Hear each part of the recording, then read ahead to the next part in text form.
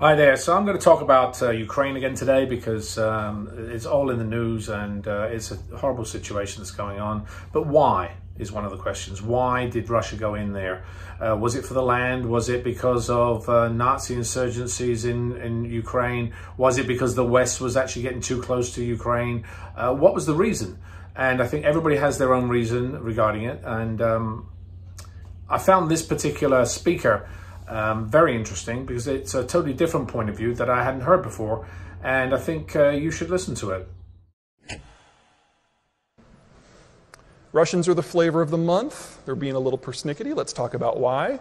They're dying out too. Two particular problems are on the short-term forecast for the Russians. First things first, here's your draftable age. At age 18 to 20, in 5 years, the number of potential draftees will drop by half. The Red Army, with half the size it has, is not a military threat to most of the countries that are around it. So if the Russians are going to use military force to achieve what they want, they have to do it now.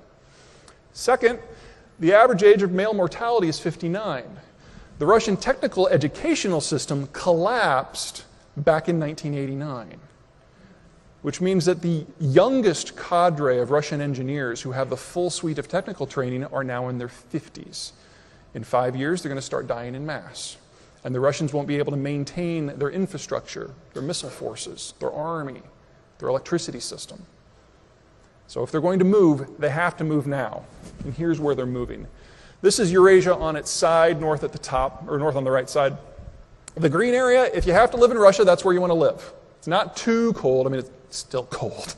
But you can live here. You can grow food here. This is the part of Russia that's worth having. You'll notice, however, there are these big gaps on the periphery before you get to any sort of reasonable geographic barrier. The red zones are places you can hunker behind: mountains, deserts, seas. What the Russians have always tried to do is to expand to that outer shell and then plug the access points, these gaps. Now, the Mongols like these two in particular, the Persians the next two, the Turks invaded multiple times through the next two, the Germans, of course, have never met a square foot of Poland they didn't enjoy marching across. Sweden invaded Russia through the Balts twice, and here, everyone with a boat has invaded Russia here. Canada, yes, Canada has invaded Russia through the White Sea.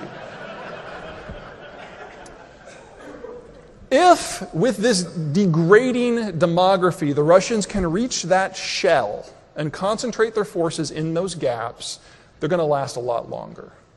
Otherwise, they're going to be trapped in this wide open area where potential foes can get at them militarily, culturally, economically, you name it, from a number of access points.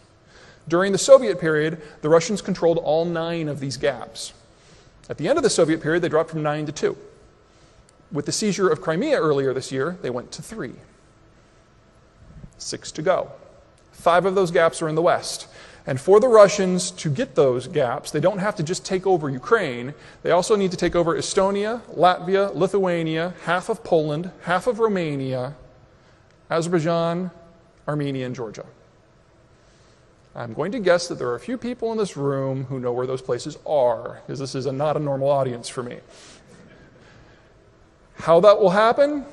There's a lot of ways it can go down. The Russians have all the tools here, and until the Germans are willing to dedicate troops to protect the Polish frontier, and just saying that out loud blows my mind, the Russians do not see any meaningful resistance. The sanctions don't hurt them in a way that would make them reconsider. Remember, this is a country that is convinced that it's its last generation. It's going to take a lot to get their attention, and financial sanctions won't cut it.